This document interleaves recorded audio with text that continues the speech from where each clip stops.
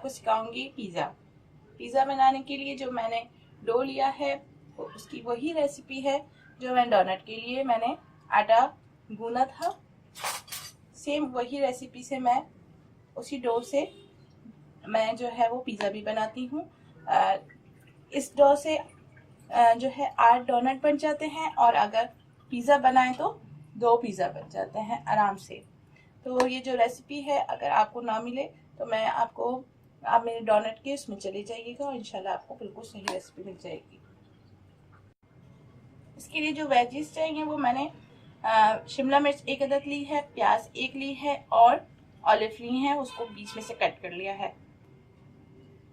Chicken जो है वो मैंने 4 पीस जो है उसको मैंने अच्छे से बॉईल करके और इसको मैंने छोटे छोटे रेशे कर लिए हैं। पिज़्ज़ा सॉस मैं रेडीमेड लेके आई हूँ। मोज़रेला चीज़ जो है वो एडम कंपनी की ली है मैंने, और ये जो है मैं आधे घंटे के लिए फ्रीज़र में रख देती हूँ। फिर उसके बाद जो है मैं इसको कद्दूकश कर लूँगी तो ये आराम से हो जाती है, वरना बहुत से लोग कहते हैं ये कटती नहीं है।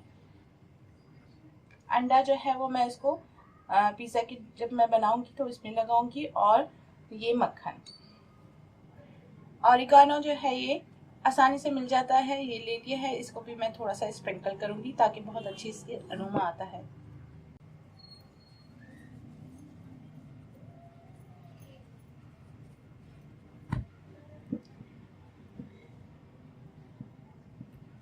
जैसे रोटी बेलते हैं आप इसको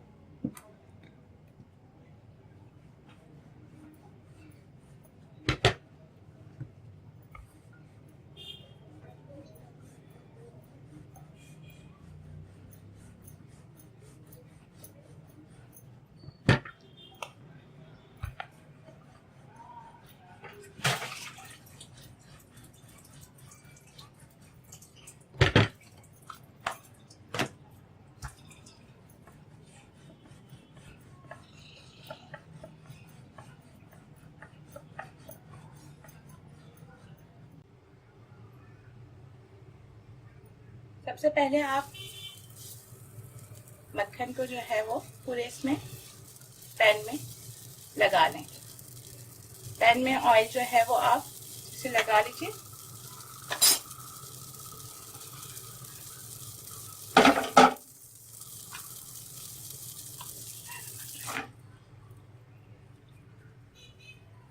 ये रोटी जो है वो मैं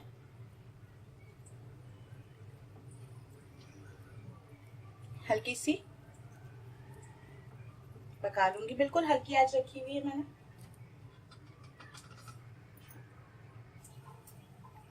मीडियम आंच में आप रखिएगा और इसको ढक देगा। ये देखिए कितनी मोटी सी हो गई है। अब मैं इसको पलट लूंगी।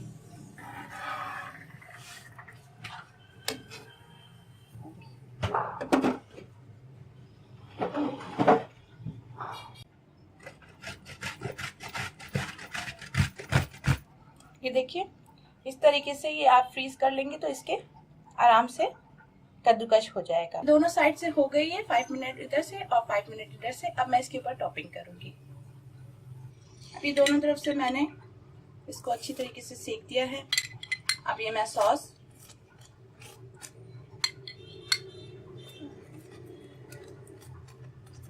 पूरे में फैला रही हूँ।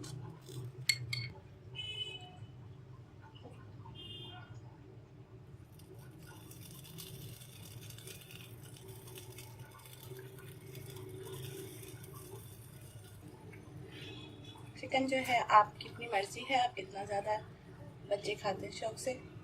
चिकन जो है वो आप जितनी ऐड करना चाहें। अगर आप फ्लेवर में करना चाहें तो आप बारबेक्यू या टिक्का मसाला जो भी होता है आप उसको लगा के फिर आप उसमें कर लीजिए। अच्छा ये जो है मैं ये मक्खन जो है मैं साइड पे इस तरीके से लगाऊंगी।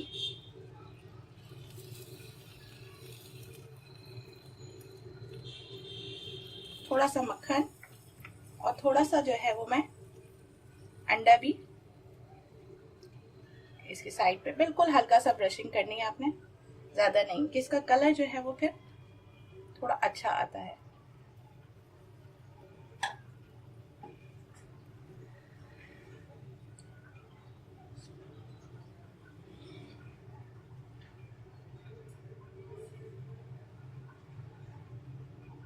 ये रेसिपी जो है मैं अली हूर को डेडिकेट करूंगी। उन्होंने मुझे कहा था कि आप ये जरूर बनाएं। वेजिस आपके अपने ऊपर है कि आप उसमें कौन सी वेजिस यूज करना चाहती हैं। मेरे बच्चे जो है वो वेजिस शौक से नहीं खाते, ये सारी जो वेजिस हैं ये मुझे ही खानी पड़ेंगी।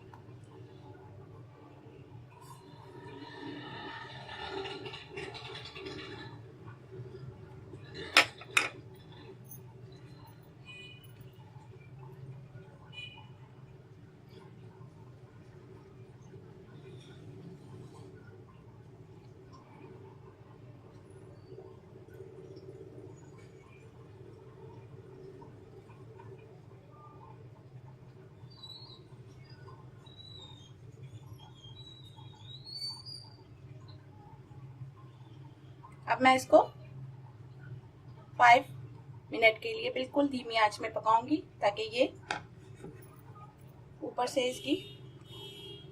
अब मैं इसका चूल्हा खोल रही हूँ। जब मैंने इसमें सब चीजें लगाई थी, मैंने चूल्हा बंद कर दिया था रोटी बना के, फिर उसके बाद मैं इसके ऊपर सॉस और ये सब चीजें कर दी हैं। अब मैं दोबारा से इसका चूल्हा ऑन कर रही हूँ। आप पहले से खोले रखेंगे तो फिर रोटी अकड़ जाएगी।